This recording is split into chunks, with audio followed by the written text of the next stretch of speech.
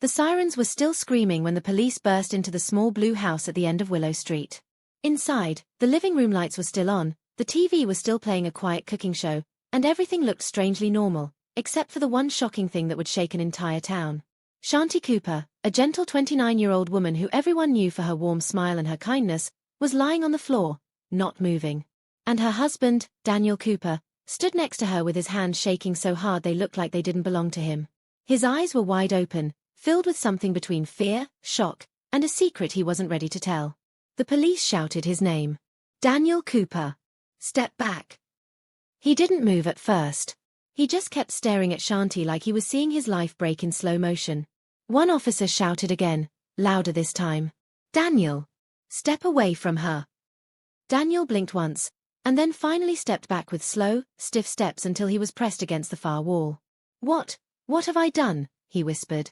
The police rushed past him to check Shanti, to see if anything could still be done, but deep down everyone in that room already knew the truth. She was gone. The room began to fill with voices, police talking on radios, someone calling for backup, another officer asking Daniel questions he couldn't answer. His mind wasn't here anymore. It was lost somewhere between the past, the present, and the thing he had done only minutes ago.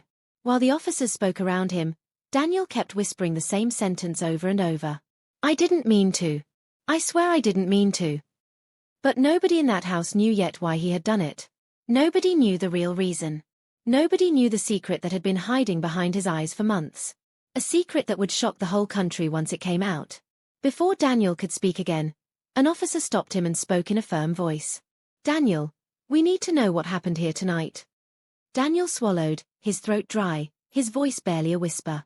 It wasn't supposed to be like this. She wasn't supposed to find out. Find out what? The officer asked. Daniel looked up slowly, tears filling his eyes. But before he could answer, before he could reveal the truth that would change everything about this case, one officer shouted from the doorway. Lieutenant! You need to come look at this. Everyone turned as the officer held up something he found hidden under the couch.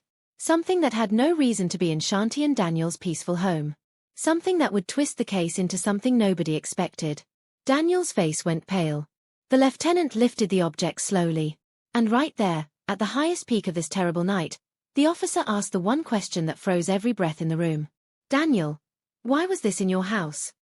Daniel's lips trembled. His knees almost gave out. His breathing became sharp and shaky. But he didn't answer. Not yet.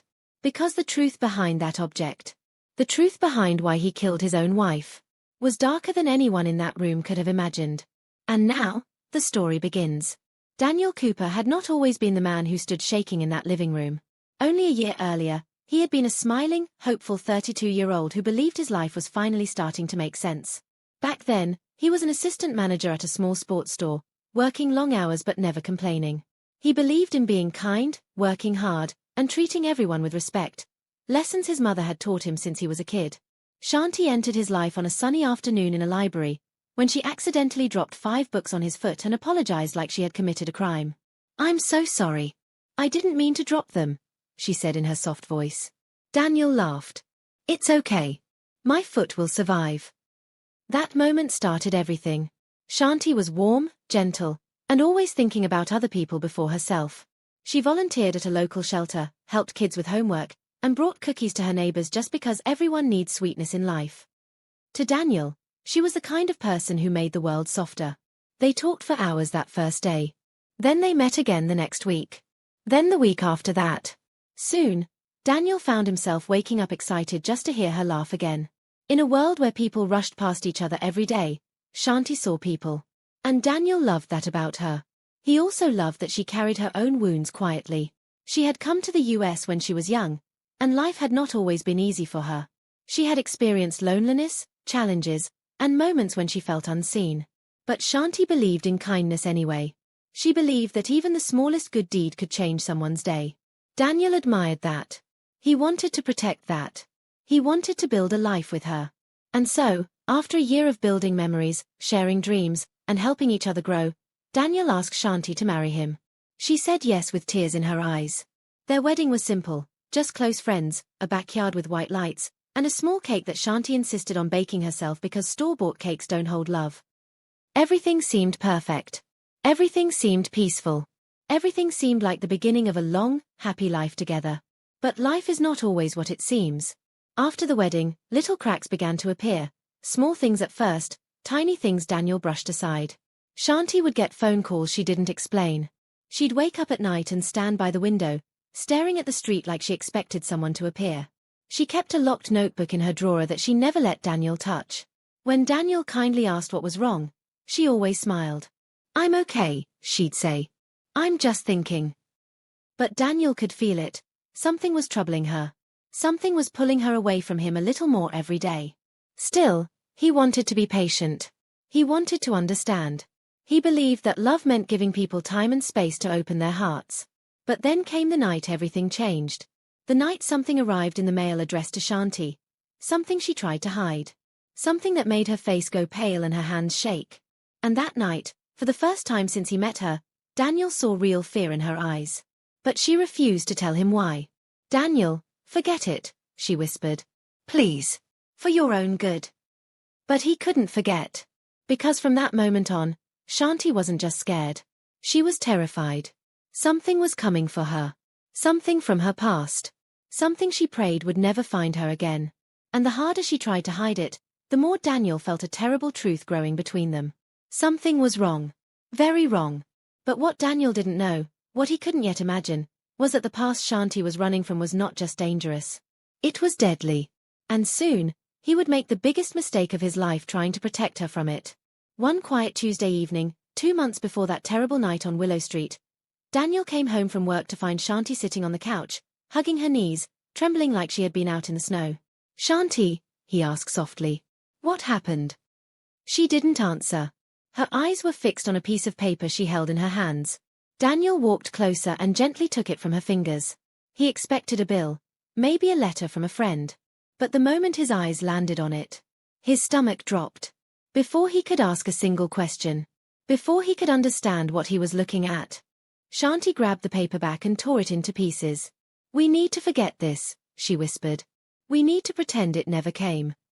Daniel's chest tightened. "Shanti, what is going on? Please talk to me." She closed her eyes, tears slipping down her cheeks. "I can't tell you," she said. "If I do, we won't be safe." "Safe from what?" Daniel asked. But Shanti stood up and walked to their bedroom, leaving Daniel standing alone in the living room with a new fear, a new question, a new hole in his chest. That night, Daniel lay awake long after Shanti fell asleep. He stared at the ceiling. He listened to the quiet house. And for the first time in their marriage, he wondered if love alone was enough to protect someone you cared about. He didn't know it yet. But the answer to that question would destroy everything. Weeks passed, and the fear in their house only grew stronger. Shanti started locking the doors twice. Then 3 times. She checked the windows every night. She unplugged their phones for 2 days straight. She once broke into tears at the sound of a car stopping outside. Daniel tried everything to comfort her. He made her tea. He sat beside her silently. He held her every time she shook. He reassured her with every kind word he could find. But nothing helped. Whatever haunted her, whatever she was running from, was getting closer. And then came the night when Daniel finally learned part of the truth. Just a small part, but enough to change everything. It was almost midnight when Daniel woke up to the sound of Shanti whispering. He sat up slowly and listened. At first, he thought she was talking in her sleep, but then he realized she was on the phone. Her voice was low, shaky, desperate. "I told you not to contact me," she whispered. "You promised. You promised. I have a life now. No, please don't come here. Please. I'm begging you." Daniel's heart pounded in his chest. Who was she talking to? What were they threatening? Why did she sound like she was pleading for her life? Before he could walk into the hallway to ask her, Shanti whispered one last sentence. "If Daniel ever finds out, he'll never forgive me." Daniel froze. The world around him stopped. His heart felt like it fell straight out of his chest. Forgive her for what? What was she hiding? What was she afraid of? What truth could be big enough to destroy their marriage? Daniel stood there in the dark, breathing hard, trying to understand. But before he could walk to her, Shanti's phone call ended. She turned off the hallway light. And she walked slowly back to bed with tears still on her face. Daniel pretended to be asleep. But inside, His world was falling apart. And he didn't know it yet. But that phone call was the first step toward a tragedy nobody could stop. The next morning, something happened that pushed the fear in their home to a breaking point. Daniel went to take the trash out. As he opened the lid of the outdoor bin, he saw an envelope. A plain white envelope. With their address written on it by hand. And inside it, something that made his blood run cold. Something that made his hands shake. Something he knew Shanti had been terrified of receiving again. He took 2 steps backward, his breath frozen. And in that moment, Daniel understood. Someone was watching them. Someone knew where they lived. Someone had found Shanti. And whatever secret she was hiding was about to explode into their lives in the most dangerous way possible. Daniel looked toward the house. Shanti was inside, making breakfast, humming softly like she was trying to keep herself from crying again.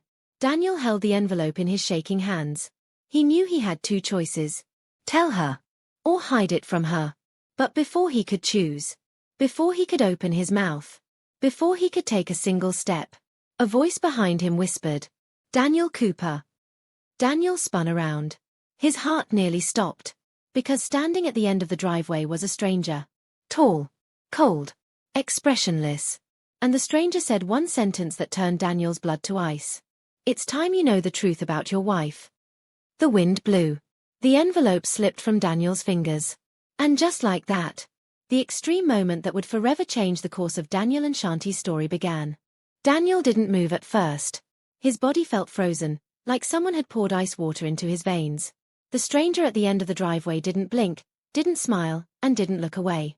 He just stood there, tall and stiff, like he had been waiting for this moment for a very long time. "What did you say?" Daniel finally whispered. The stranger took one slow step closer. "You deserve to know the truth about your wife." Daniel's mind raced. His heart hammered against his ribs. His fingers twitched. The envelope he had dropped earlier lay open on the ground, swaying in the gentle morning breeze. One corner of the paper inside peeked out like it was trying to escape. Daniel stayed completely still. This didn't feel like a normal conversation. It didn't feel safe. It didn't even feel real. "Who are you?" Daniel asked carefully. The stranger didn't answer. Instead, he tilted his head, studying Daniel with quiet, unreadable eyes. Eyes that seemed colder than winter. "You've been lied to, Daniel," he said. "For years." Daniel took one step back, his heel hitting the trash bin behind him. "Please leave," he said, trying to keep his voice steady. "This is private property. I'm calling the police." The stranger didn't move. He didn't blink. He didn't even look surprised. Instead, he said something even more chilling. "She kept secrets from you. Because she knew you'd never look at her the same way again." Daniel's chest tightened. His breath caught. His mind flashed back to Shanti crying in the hallway, whispering into the phone. "If Daniel ever finds out, he'll never forgive me." "What secrets?" Daniel asked. "What are you talking about?" The stranger didn't answer him. Instead, he bent down, picked up the envelope from the ground, brushed off a leaf stuck to it, and held it out toward Daniel. "Ask her," he said softly. Daniel swallowed. "No. I'm asking you." The stranger's face remained emotionless, but his voice turned colder. "If she won't tell you, I will." Just then, the front door of the house opened. "Daniel? Breakfast is almost ready." Shanti's voice stopped suddenly. Daniel turned. She was standing in the doorway holding a plate. Her eyes shifted from Daniel, to the stranger, to the envelope in his hand. The plate slipped from her fingers and crashed on the floor. The color drained from her face. And for the first time ever, Daniel saw pure terror in her eyes. "No," she whispered. "Not you." The stranger smiled faintly, not a friendly smile, not a warm one. But the strange kind of smile someone gives when they finally find what they were searching for. "Hello, Shanti," he said calmly. "It's been a long time." Shanti stumbled backward, grabbing the doorframe with shaking hands. "Daniel!" she cried. "Get inside. Now!" Daniel looked between them, confused and frightened. "What is going on? Who is he?" "Daniel, please." Shanti begged. "Get inside." But before Daniel could move, the stranger turned and walked away. Not quickly. Not fearfully. Just calmly. Like he had delivered the message he came to deliver. He reached the end of the driveway, stopped for a moment, turned his head slightly, and said one final sentence. The past always catches up.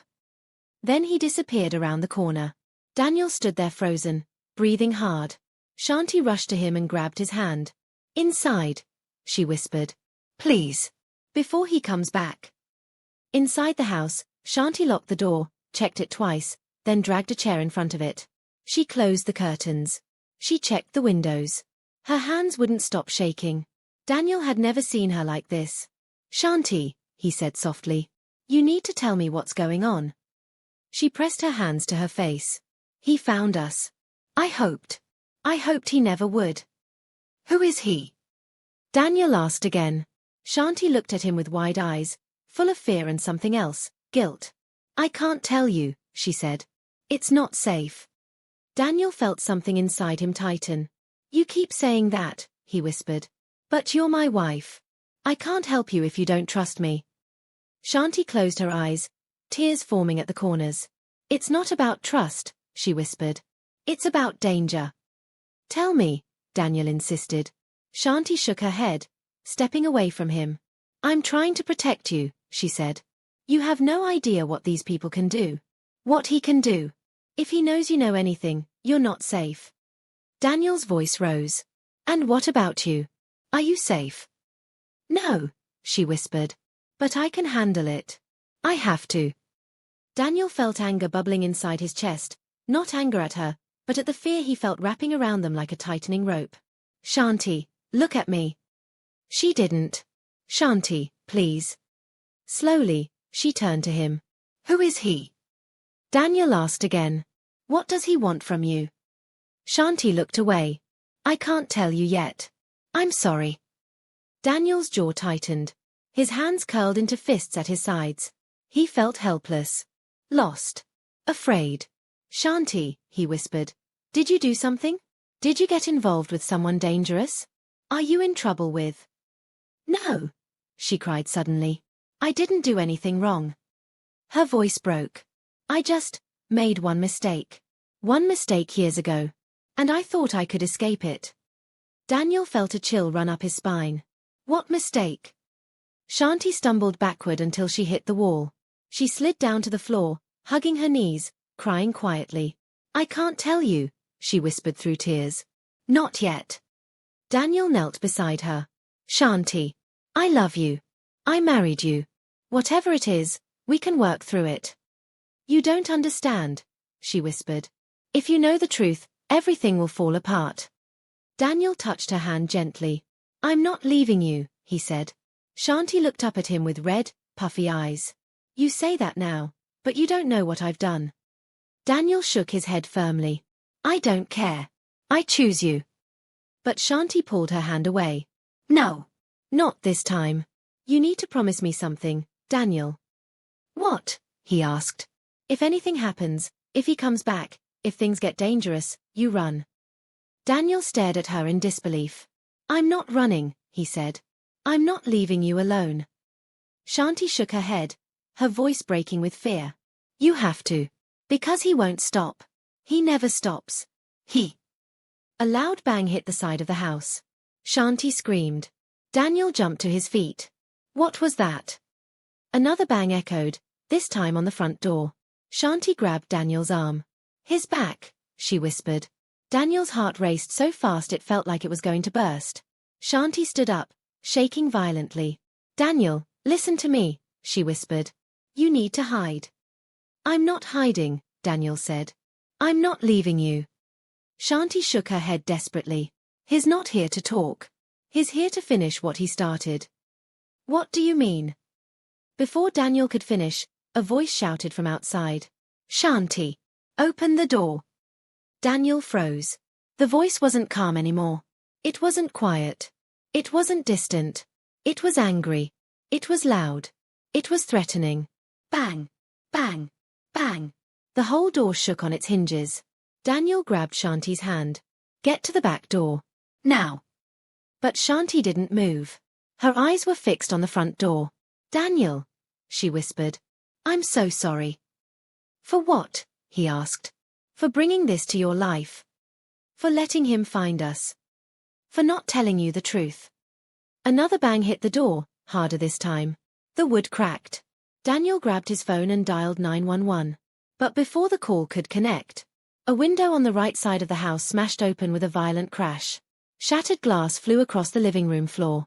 Daniel pulled Shanti behind him. And there, climbing through the broken window, his shoes crunching on the glass, was the same stranger from the driveway. Only this time, he wasn't calm. He wasn't polite. He wasn't patient. His face was twisted with something dark. Something Daniel had never seen before. He stepped fully into the living room, dust and glass falling from his jacket. And with a voice as cold as winter, he said, "Shanti Cooper, you didn't think you could run forever, did you?" Shanti gasped. Daniel stepped in front of her, shielding her with his body. The stranger stared at him and smiled slowly. "Oh," he said softly. "You must be the husband." Daniel's heart pounded. "Stay away from her," he said boldly. The stranger smirked. "Or what?" Daniel took a shaky step forward. His voice trembled, but his eyes remained steady. "You'll have to go through me." The stranger tilted his head. "Gladly." In one sharp movement, faster than Daniel could react, the stranger reached into his jacket and pulled something out. Daniel's breath caught. Shanti screamed. And the last thing Daniel saw before the world turned upside down was the stranger stepping toward them with something in his hand. Something that glinted dangerously. Something that would change the story forever. Shanti Cooper woke up the next morning with the same uneasy feeling she had fallen asleep with, the kind that sticks to your ribs and won't let go no matter how many times you try to shake it off. The sun shone through the blinds in thin yellow lines, painting stripes across the bedroom floor. Everything looked the same, but nothing felt the same. Not after what happened last night. She kept hearing the loud crash. The yelling. The way her husband Ethan said those words. "I didn't mean for this to happen." She didn't know what he meant. She didn't know what he was hiding. But she knew something was wrong. Terribly wrong. And now, as the morning light filled the room, that truth felt even sharper. She sat up slowly, pressing her hand to her chest to steady her breathing. She wasn't the type to panic easily. She was a calm, gentle woman. Someone who believed that every problem could be solved with patience, kindness, and talking things through. She taught elementary school, for heaven's sake. She spent her days showing little kids how to be brave, how to use their words, how to treat each other with respect. But now she realized something important. You can teach kindness all you want, but you can't always expect to receive it back. She moved quietly across the room, as if the house itself might wake up and scold her. Ethan wasn't beside her. His side of the bed was cold. That scared her even more. She listened for footsteps, breathing, movement, anything, but the house was still. Too still. Shanti slipped on a sweater and walked into the hallway. Every shadow looked longer than usual. Every sound seemed louder. When she reached the living room, her eyes went straight to the thing she was dreading. The bookshelf. The one Ethan knocked over last night. Books were still scattered across the floor. One shelf was bent. A picture frame was cracked down the middle. The glass sparkled like tiny diamonds across the hardwood floor. And right in the center of the mess was something she hadn't seen last night. A smear of something dark. Not big. Not obvious. But there. Shanti knelt down, squinting. It wasn't paint. It wasn't dirt. It looked like. But she shook the thought away before it formed. No.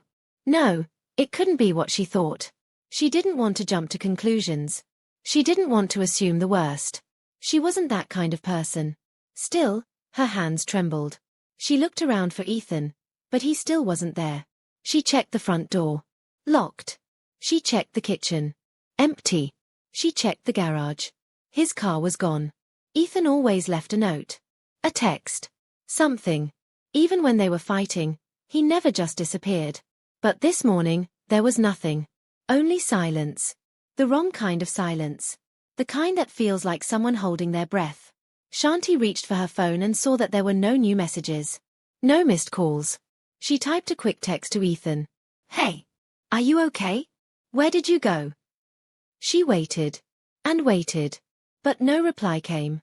To calm herself down, she cleaned the mess in the living room. She picked up books, wiped the floor, and stood the broken picture frame upright again even though she knew it was useless. She kept moving because moving kept her from thinking too much. But the more she cleaned, the more she remembered the look in Ethan's eyes last night. Wide, scared, almost guilty. What was he hiding? And why was he acting like the world was ending? Hours passed. The day stretched on. The sky outside dimmed from bright blue to golden orange. And still, no Ethan. Still no message. Shanti tried to distract herself by baking.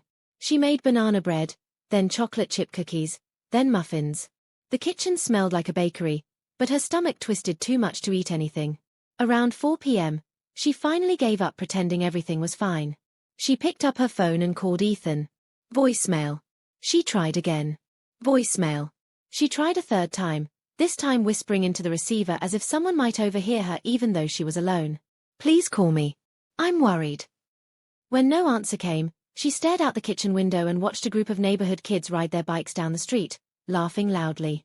Their joy didn't reach her. Their noise felt distant, like it belonged in another world. A safer world. Not this one. Not the one where she felt like something terrible was hiding right under her roof. She walked back into the living room and sat on the couch, hugging her knees. She tried to remind herself who Ethan was. A good man. A quiet man. Someone who loved old jazz records and long walks in the park. Someone who volunteered to help elderly neighbors carry groceries inside. Someone who once drove 2 hours to save a stray puppy he found online. He wasn't violent. He wasn't cruel. He wasn't dangerous. But last night, he was someone else. And today, he was gone. Shanti tried to breathe slowly. She told herself something she always told her students when they were scared. Let's look for the truth before we decide how to feel. So she stood up and walked down the hallway, straight to Ethan's office, his most private space. She never went in without asking. It wasn't because she feared him. It was because she respected him. Ethan treasured his privacy, especially his writing. He was working on a true crime book. His first one. He'd spent months researching it. Interviewing people. Reading police files. Taking notes. Sometimes he stayed up all night writing. She'd peek in and see him hunched over his desk, typing furiously, his face glowing in the light of his computer screen. But now she wondered. Was his book just a book? Or was it something more? Something he didn't want her to know? Her hand hovered over the doorknob. Her heart beat hard. She turned it. The door creaked open. The room was a mess, papers everywhere, open notebooks, printouts scattered across the floor. His computer screen was still on. A document was open. And what she saw on that screen made her blood run cold. A picture. Of a woman. Black hair. Blue shirt. Smiling. Under it, the text read. Missing, last seen 3 nights ago. Shanti froze. She didn't recognize the woman. She didn't know why Ethan had her picture open. She didn't know why the report looked new, as if he'd opened it recently. Then she saw something else. Another tab. Another missing person. Another woman. Then a third. And a fourth. Her breath shook. Her stomach twisted. It felt like the floor might drop out from under her. Why did Ethan have all these saved? Why were the cases so recent? Why were there so many? She clicked through the tabs with trembling fingers. Each case felt like a punch in the chest. Women disappearing one by one, each one from areas not too far from where they lived. Was Ethan researching? Or involved? Was this for his book? Or something else entirely? She told herself she was being unreasonable. She told herself to calm down. She told herself that people researching true crime need information. They need details. They need sources. But then she noticed one more thing. Something that shattered the tiny bit of hope she was holding on to.